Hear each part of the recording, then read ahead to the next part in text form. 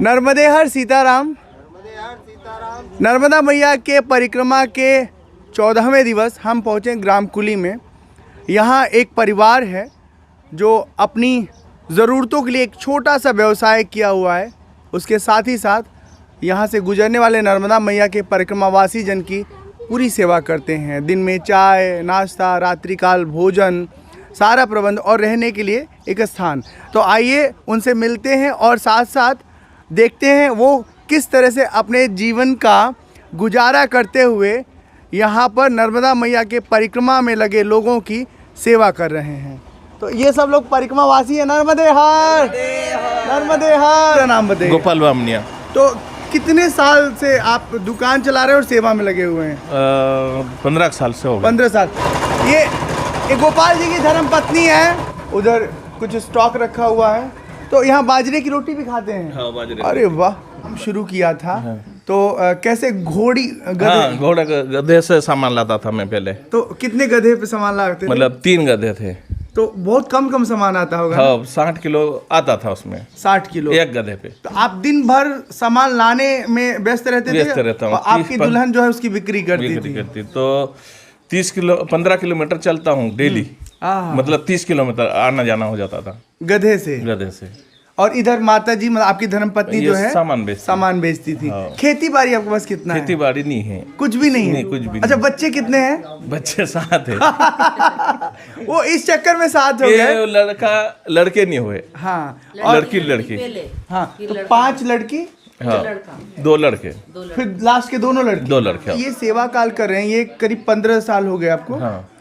इसमें सरकार का कोई सहयोग नहीं? नहीं, किसी का नहीं। कुछ आसपास के गांव के लोगों का सहयोग रहता है? हाँ, उनका रहता है थोड़ा। तो थक नहीं जाते आप? मतलब हमें कल आप बता रहे थे, भाभी बता रही थी कि जब रात्रि काल में लोग आते हैं और उनसे कहते कि ये राशन ले लीजिए, सब्जी ले लीजिए, बना लीजिए, तो लोग कहते नहीं बना पाते। वो थक गया करके न बोलते कि नहीं, खाना नहीं, रहने दो। उसके बाद बनाना ही पड़ता हमको, भूखा तो सोने देना ही नहीं।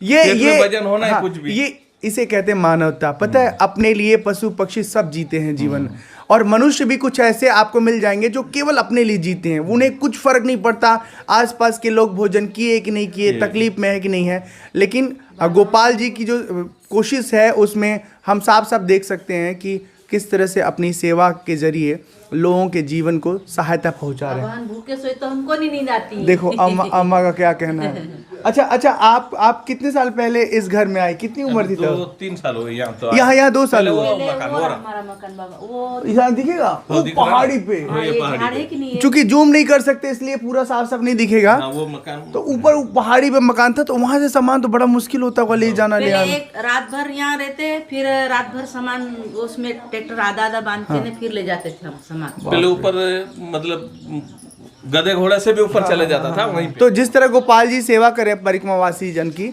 ऐसे अनगिनत लोग सेवा कर रहे हैं। हम उन सब से आपको मिला रहे हैं, उन्हें आपसे रूबरू कर रहे हैं।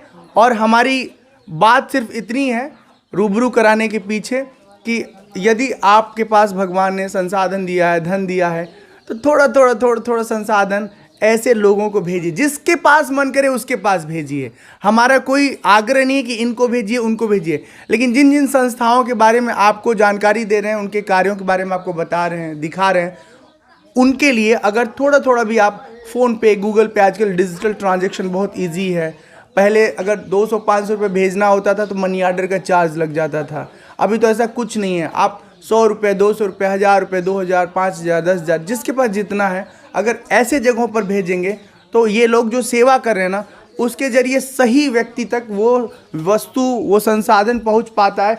गांव में बहुत गरीबी है, बहुत सारा अभाव है, यहाँ पर आय का कोई जरिया नहीं है। लोग कैसे अपनी जिंदगी जीते? गोपाल जी जरा मुझे ये भी बताइए। वो जमीन उनकी खेत, मतलब खेती करते पर एक बार पकता उनका। हाँ, और पढ़ाई लिखाई का क्या स्थिति है? पढ़ाई लिखाई तो नहीं जाते ज्यादा। हाँ, 5वीं तक जाते, फिर वापस ढोर ग्वाल बकरे चराना, उसमें घुस जाते। राइट। हाँ, उसमें घुस जाते। तो अभाव है, धन का अभाव है, संसाधन का अभाव है, इसलिए पढ़े बच्चे फिर मजदूर चले जाते हैं। आपकी बेटी एक इंदौर में पढ़ रही है? हाँ, इंदौर में क्या पढ़ रही है वो? हम इधर आ जाए। बीएससी कर रही है। बीएससी कर रही है। और बाबू क्या पढ़ रहे हैं? ये 10वीं पढ़ रहा है। 10वीं पढ़ रहे हैं। तो आप परिक्रमा वासियों की सेवा कर रहे हैं, इसमें सरकारी कोई सहायता नहीं मिलता है? नहीं मिलता उसमें। मैं चाहता हूं सरकार से कि मध्य प्रदेश सरकार अगर कम से कम जो सरकारी मूल्य पर गेहूं और चावल है उतना भी अगर परिक्रमावासी जन की सेवा में तैनात लोगों को प्रदान कर दे तो काफ़ी आसान हो जाएगा ये सेवा का यात्रा, सेवा का प्रयास। तो उम्मीद करते हैं आप लोग हमारी बात को समझे होंगे। उम्मीद है आप हमारी बात समझे होंगे। जो उद्देश्य हमारा है वो आप तक पहुंच रहा है। इसी के साथ हम अभी विराम लेते हैं और सच में आपको बहुत बहुत नमन है, साधुवाद है। सदा सुखी रहिए, ईश्वर आपके साथ है। आप जो सेवा कर रहे हैं वो अमूल्य है।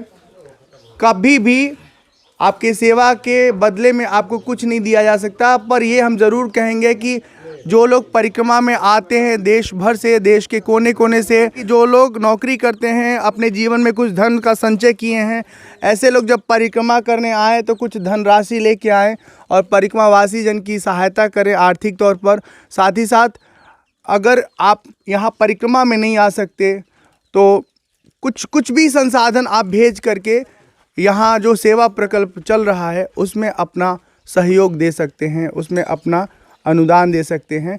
और एक काम और भी कर सकते हैं, आप 3600 किलोमीटर 4000 किलोमीटर की जो परिक्रमा है यदि आप करने में असक्षम है तो जहाँ परिक्रमा जन की सेवा होती है ऐसे जगहों पर आप 10 दिन के लिए आइए, उनके लिए भोजन बनाइए, उनको जलपान कराइए, उनके पैरों को दबाइए, उनके कपड़ों को धुलिए। यकीन मानिए परिक्रमा करने से ज़्यादा आपको पुण्य मिलेगा अगर आप इस तरह से परिक्रमावासी जन की सेवा करते हैं। नर्मदे हर सीताराम।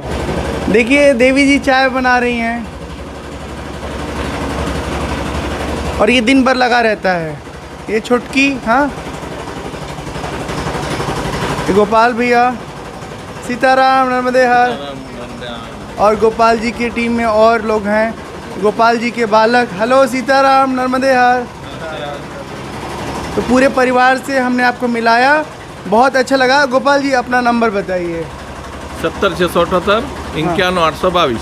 अब आप बताइए जो गूगल पे नंबर आप यूज़ करते हैं, गोपाल जी के पुत्र हैं आप। 7440956120। बहुत बढ़िया, धन्यवाद, साधुवाद। ऐसे ही भगवान के भक्तों की सेवा करते रहिए। और गोपाल जी ग्राम कुली में रहते हैं। ये गोपाल जी का अपना दुकान है, ये शोरूम है। बाकी पूरी कहानी आपने देखा ही। गोपाल जी यहाँ पर जो रोज़ का मजदूरी है, खेत में काम करने कोई जाए या किसी घर में काम करने जाए, कितना मिल जाता है?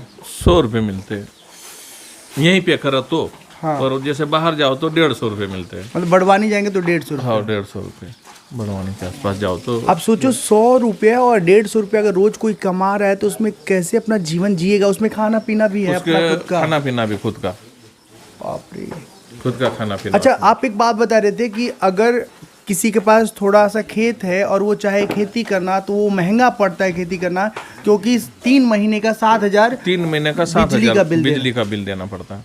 और अभी उस जैसे बिजली से जिसके पास पानी है, ट्यूबवेल है कि नहीं, हाँ, उसको अगर वो खेत में डालना चाह, सब्जी भाजी, हाँ, कुछ भी तो बोना चाह, उनका खेत तो उतना ही है, जमीन तो ज्यादा है ही नहीं उसके पास। अब वो वहाँ बोना चाहेगा तो उसको 7000 रुपये, मतलब खेत ज्यादा हो चाहे कम हो 7000 भरना 3 महीने का। ये सरकार कैसी है? मतलब थोड़ा सा भी विचार नहीं कर सकती। वो अंधेर नगरी चौपट राजा, तके सिर भाजी टके सिर खाजा, ये तो हमने भारतेंदु हरिश्चंद्र जी के रचना में पढ़ा था। अंधेर नगरी नाम का एक उनका रचना है। किसी के पास जब खेत कम है तो उसके लिए वो जो आप सेवा ले रहे हैं, बिजली का मूल्य ले रहे हैं, वो इक्वल क्यों ले रहे हैं? जिसके पास खेत बहुत है उससे अधिक लीजिए, जिसके पास कम है उससे कम लीजिए। अब ऐसे तो ये बेचारे गांव के किसान जो आप देख रहे हैं, ये घर से आ करके और यहाँ पे राशन खरीद करके ये खुद बना के फटक करके पिसवा के ले जा रही है। ऐसे अनगिनत किस्से कहानी है। बहुत अभाव में ये इलाका जूझ रहा है, बहुत कठिनाई का जीवन जी रहा है, आय का कोई जरिया नहीं है। ये जो गांव है कुली है ना, कुली गांव, कुली से 30 किलोमीटर आगे तक जो आप नाम बता रहे थे, सिमलट, भादल, भादल तक, मतलब भादल तक ऐसी कठिनाई, ऐसी गरीबी। सरकार को सोचना चाहिए कि जहाँ पर बहुत गरीबी है वहाँ किस तरह से उनके जीवन को आसान बनाए, किस तरह से उनके लिए रोजगार के बारे में सोचे।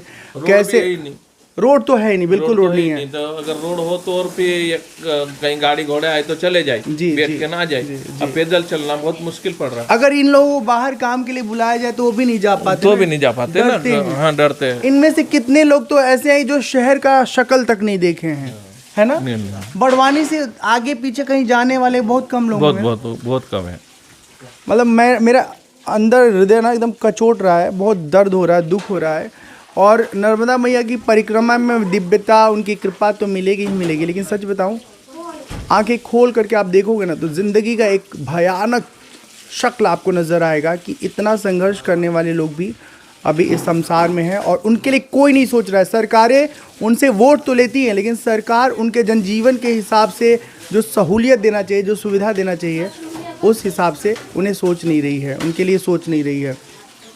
ख़ासतौर पे जो बिजली का बिल है, खेती सिंचाई के लिए जो आ रहा है 7,000 रुपये 3 महीने का, वो इक्वल सबके लिए नहीं होना चाहिए। जिनके पास खेती बहुत न्यून है, बहुत थोड़ी सी है, उनके लिए वो बिल बहुत कम कर देना चाहिए। अगर वो 300-400 रुपये कर दे महीने का बिल, 3 महीने का वो 800-900 रुपये कर दे तो भी समझ में आता है।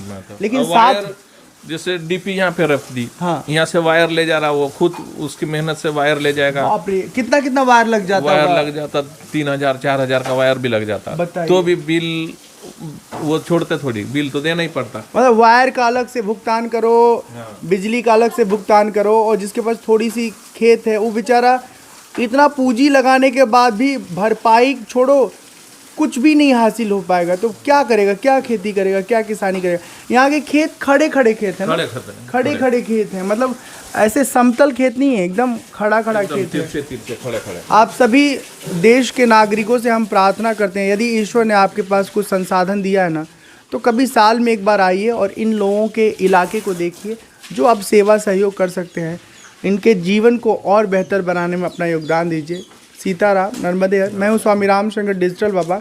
हमारी कोशिश सिर्फ इतनी है कि जो ज़िंदगी का संघर्ष मैं देख रहा हूँ आसपास के लोगों में नर्मदा मैया के परिक्रमा के दौरान, वो संघर्ष आप तक पहुँचाएँ और शायद आपके पास, आपके आसपास, आपके ज़रिए इनके जीवन को कुछ सहायता मिल सके। तो उस दिशा में आप ज़रूर कोशिश करिएगा।